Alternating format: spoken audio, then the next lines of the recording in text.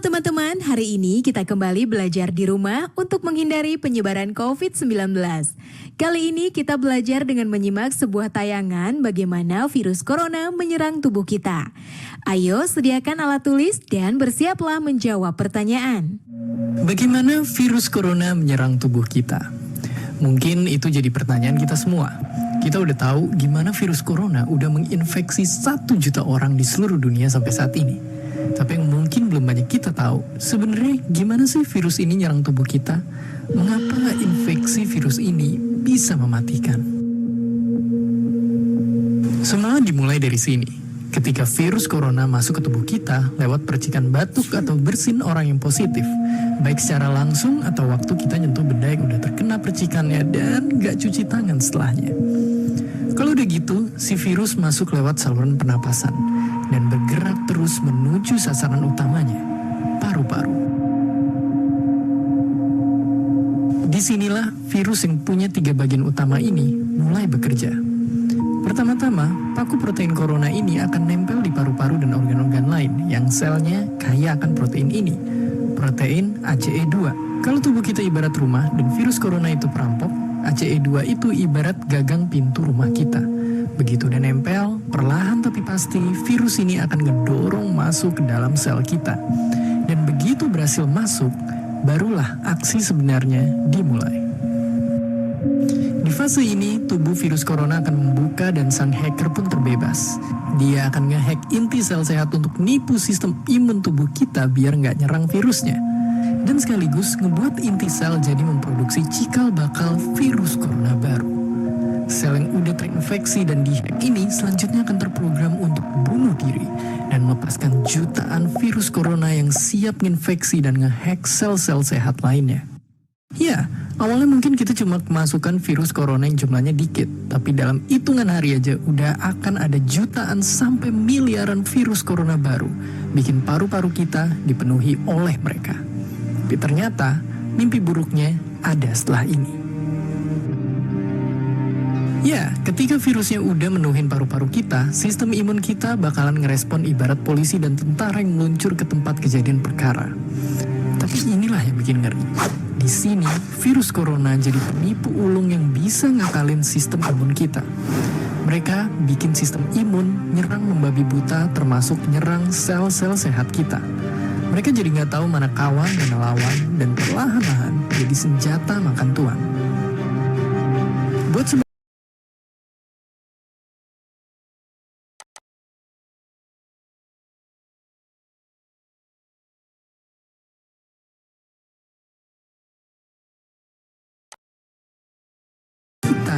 bisa kena radang paru-paru akibat sel sehat di sini yang udah nggak bisa nahan bakteri pneumonia. Malahan buat kasus yang kritis, bakteri ini nggak berhenti di sana. Mereka bisa masuk ke aliran darah dan akhirnya nyerang seluruh tubuh. Kalau udah begini, bernapas saja bakalan susah banget dan hidup kita ada di tahapan yang sangat kritis.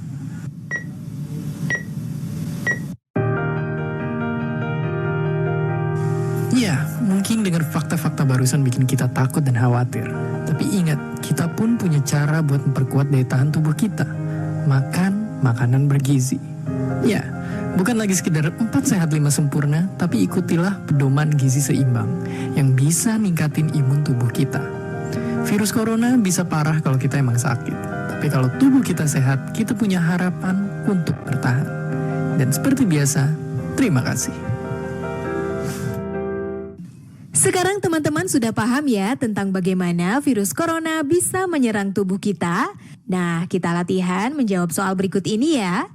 Bagaimanakah cara kalian meningkatkan imun tubuh agar tetap sehat dan terbebas dari virus corona?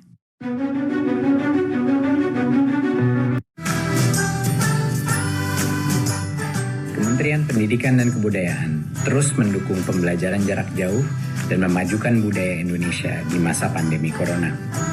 Saksikan program Belajar dari Rumah setiap Senin sampai Minggu untuk semua jenjang pendidikan, guru dan orang tua hanya di TVRI. Marilah kita bersama-sama belajar dari rumah.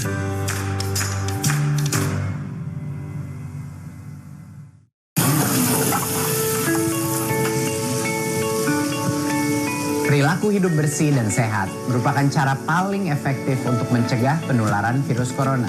1. Mari mencuci tangan menggunakan sabun selama 60 detik dengan air mengalir. 2. Tingkatkan daya tahan tubuh dengan istirahat cukup dan rajin berolahraga. 3. Konsumsi makanan bergizi seimbang yang dimasak sempurna dan minum air putih 8 gelas per hari. 4. Gunakanlah masker atau tutup mulut dengan lengan jika batuk atau bersin. 5. Jika ada gejala seperti demam dan sesak napas, segera kunjungi pelayanan kesehatan terdekat. Jadi, tetap tenang dan selalu waspada. Mari kita maksimalkan upaya pencegahan virus corona dengan menerapkan perilaku hidup bersih dan sehat.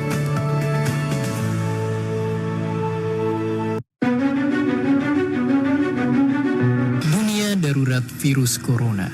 Saking menularnya, virus ini udah nyebar ke lebih dari 95% negara.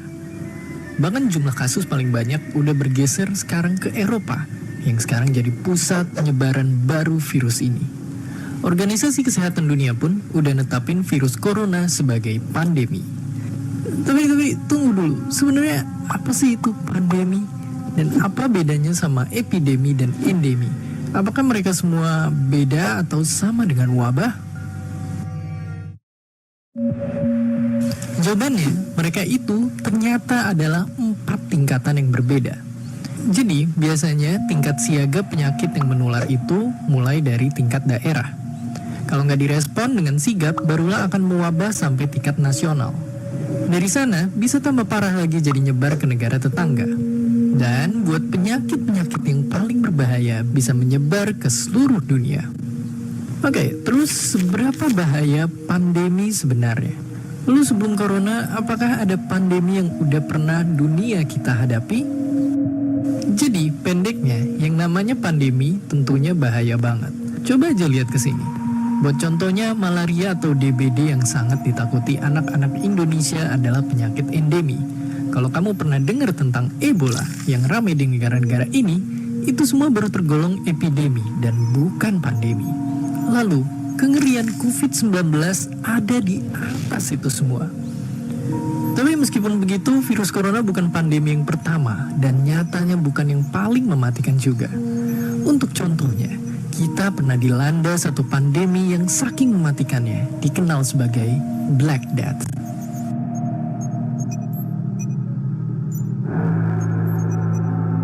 Jadi ceritanya dulu di abad 14 selama bertahun-tahun umat manusia diserang oleh penyakit yang menyebar dari kutu dan tikus. Korban-korban yang berjatuhan tubuhnya berwarna hitam akibat infeksi bakteri. Mereka nyerang kulit dan paru-paru kita yang nimbulin demam, sakit kepala, infeksi paru-paru sampai akhirnya ratusan juta korban meninggal. Ini bisa terjadi karena dulu orang belum tahu kalau ternyata ada makhluk hidup yang tak terlihat yang bernama bakteri. Berbagai macam cara sudah dicoba, tapi semua tak berguna di hadapan musuh asing yang tak kasat mata. Pada akhirnya memang wabah ini berhenti menyebar, tapi dalam waktu 4 tahun aja 1/3 sampai 1/2 populasi Eropa saat itu menjadi korban.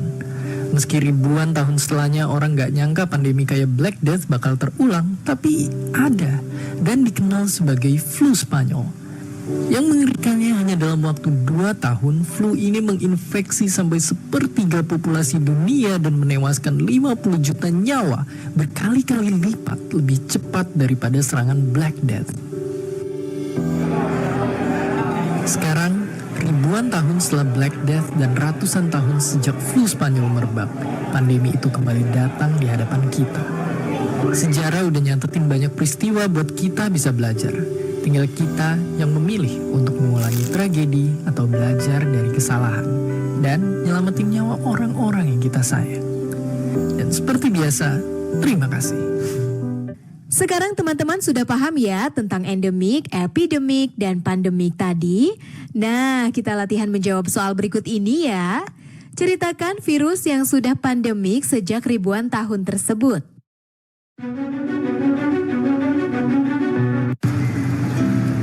Corona mengganggu aku. Ayo, ayo cuci tangan usai bermain di luar. Ayo makan makanan sehat serta buah-buahan. Ayo jaga kebersihan, cuci perkakasmu. Jangan lupa berolahraga agar badan tetap bugar. Berikan salammu dari jauh untuk teman tersayang. Berikan doa terbaik untukmu, teman-teman di rumah.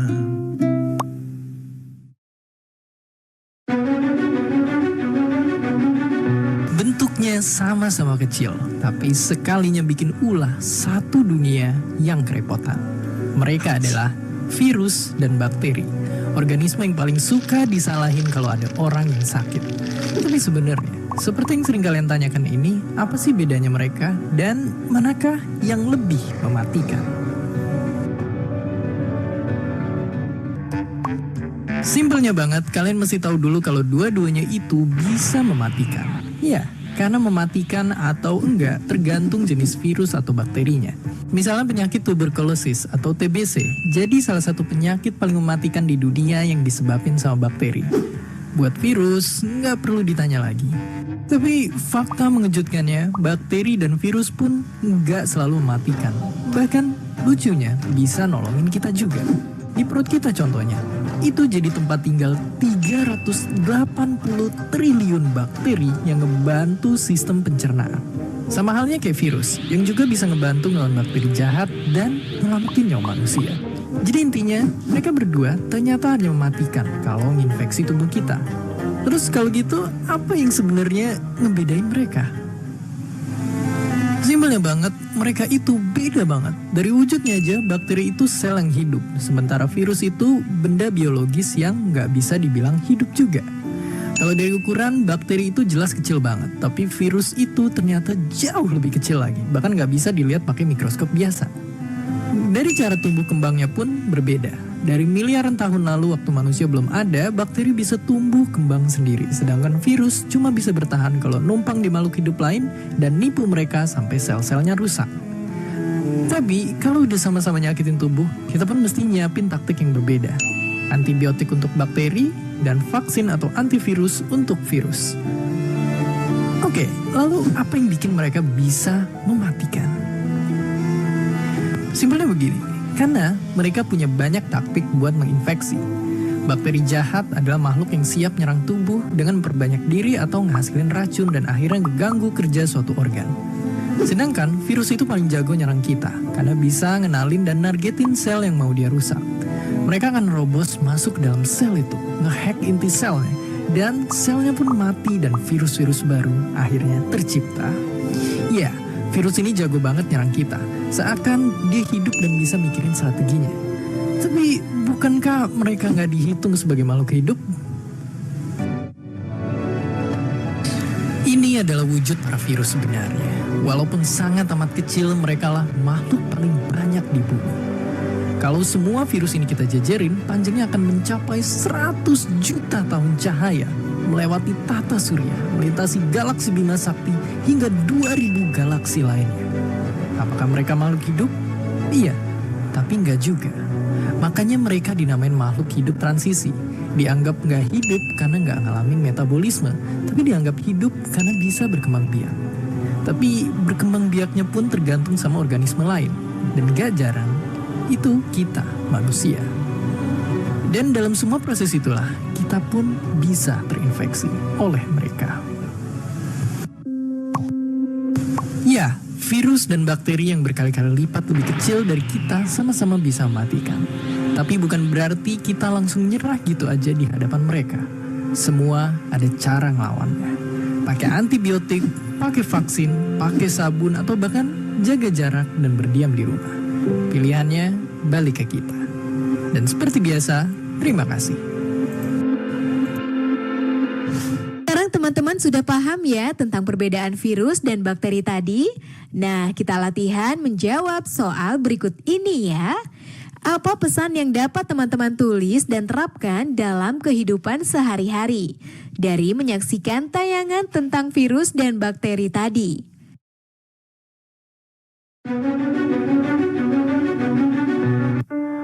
Tak ada yang lebih membanggakan dari menjawab keraguan dengan keberhasilan. Aku kan mau jadi pengusaha ikan. Karena kutemukan jurusan dan pelatihan yang kuperlukan.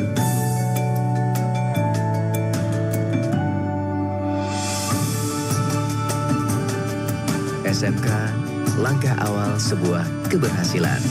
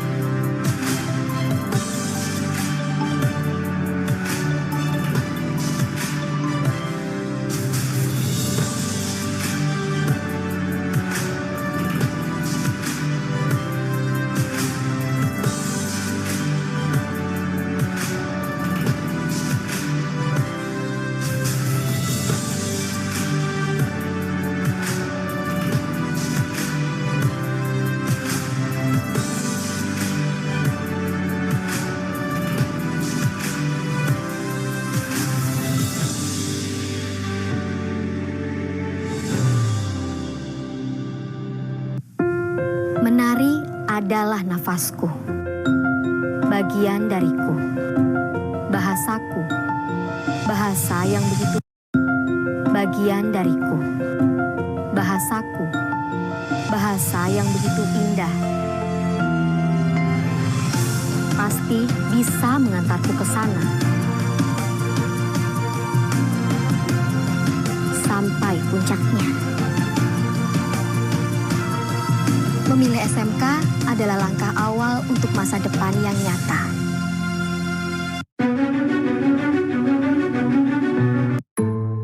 Kalau kita ingat masa kecil, hidup rasanya enak banget.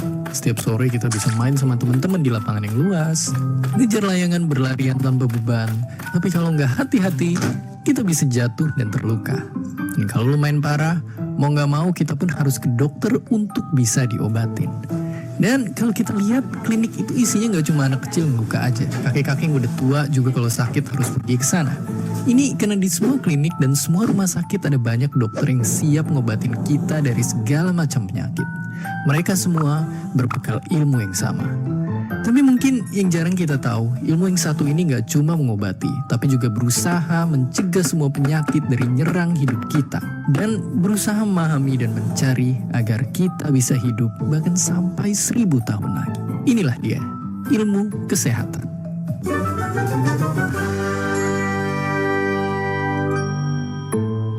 Untuk paham soal ilmu ini, bayangin sekarang kita lagi ada di bengkel.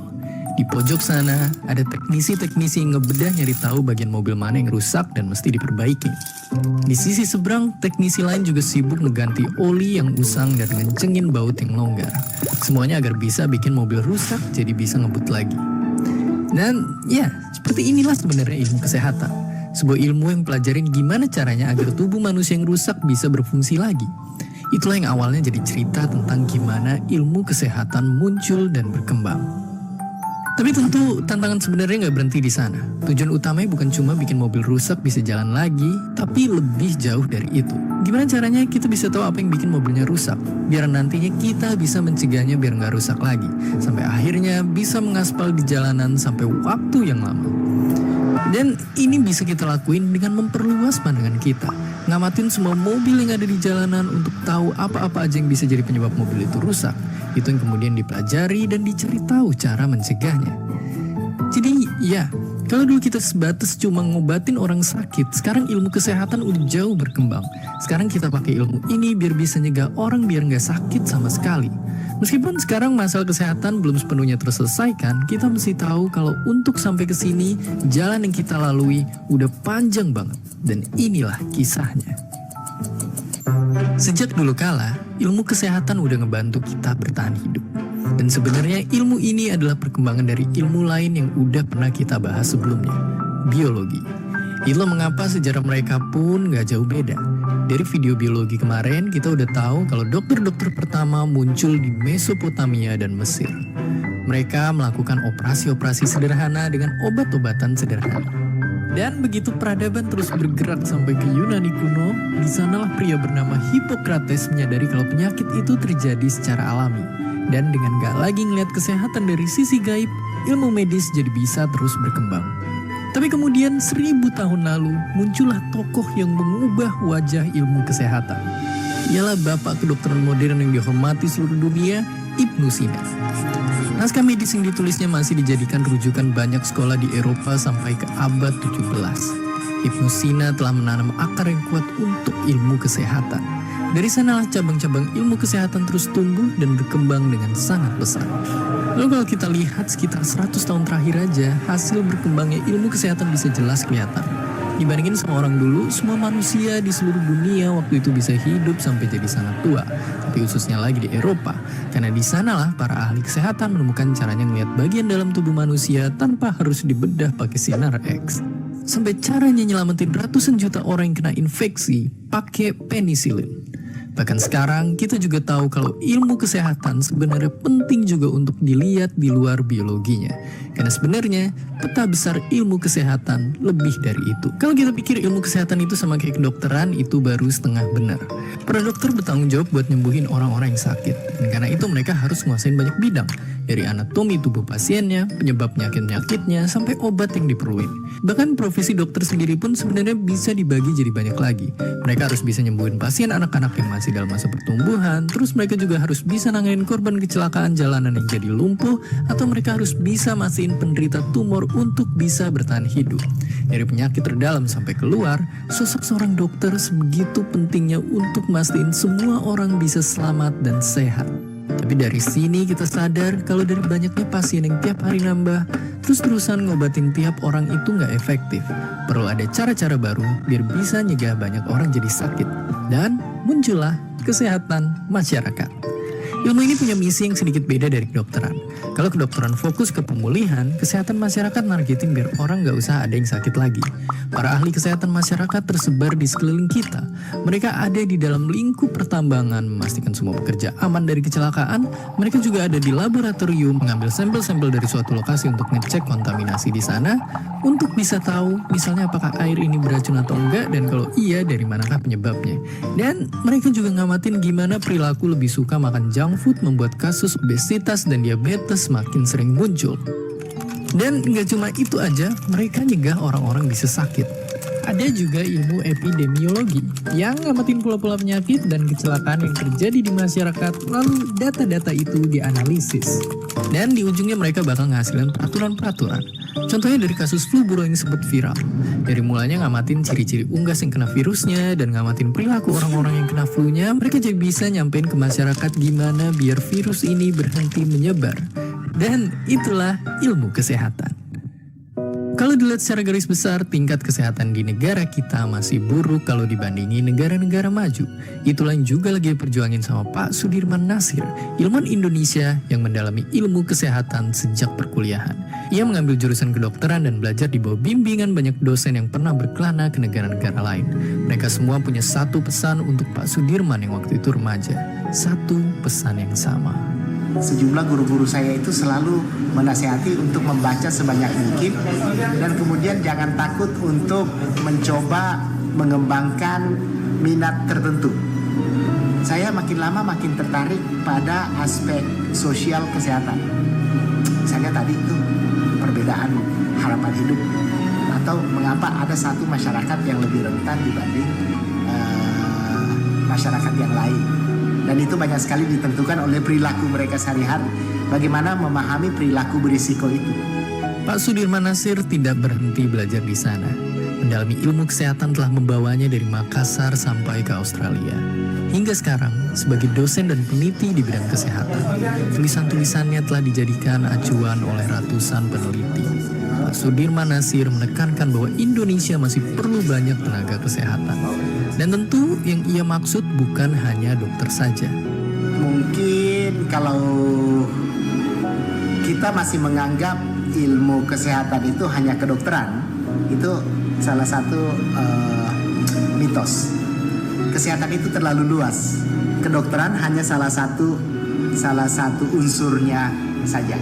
Dan ilmu kesehatan itu luas, hampir semua bidang ilmu pengetahuan, cabang-cabang ilmu pengetahuan, mata pelajaran bisa masuk dalam ilmu kesehatan. Makanya mungkin mitos bahwa kalau mau masuk fakultas kedokteran belajar biologi dan kimia aja, itu salah satu mitos yang menyesatkan. Seakan-akan ilmu kedokteran atau ilmu kesehatan itu hanya dibangun oleh dua bidang pelajaran ini. Saya sudah katakan tadi, ternyata ilmu kesehatan itu juga terkait dengan gaya hidup. Untuk memahami gaya hidup itu kita butuh ilmu-ilmu seperti psikologi, kita butuh ilmu-ilmu seperti sosiologi, kita butuh ilmu seperti antropologi. Sekarang kita jadi tahu kalau luka anak kecil yang jatuh ketika berlari ataupun penyakit kakek-kakek yang udah tua sebenarnya mungkin bisa dicegah. Dan untuk ngelakuinnya kita mesti mendalamin ilmu kesehatan dari berbagai macam kacamata. Karena seperti kata Pak Sudirman Nasir tadi, ilmu-ilmu sosial juga bantu nyempurnain kesehatan masyarakat. Ini juga jadi pegangan buat kita dalam belajar di sekolah. Jangan sampai ketika kita lagi belajar sesuatu, kita terlalu milih-milih mana bidang kita suka dan mana yang kita benci. Karena mungkin bidang-bidang itu pun akan sama pentingnya untuk dikuasai. Dan pada akhirnya, cita-cita ilmu kesehatan itu cuma satu. Gimana caranya kita nggak menderita karena sakit, dan bahkan gimana caranya biar bisa hidup selama mungkin. Karena dengan begitu, kualitas hidup kita pun akan meningkat dan kemajuan peradaban pun akan terus bergerak. Sekarang teman-teman sudah paham ya tentang kisah Pak Sudirman tadi? Nah, kita latihan menjawab soal berikut ini ya. Mengapa Pak Sudirman mengatakan bahwa pernyataan ilmu kesehatan hanyalah kedokteran? Dan jika mau masuk fakultas kedokteran, belajar biologi dan kimia saja hanyalah mitos? Oh iya, jangan lupa untuk tetap belajar di rumah ya dan jaga kesehatan dengan rajin mencuci tangan serta makan makanan yang bergizi.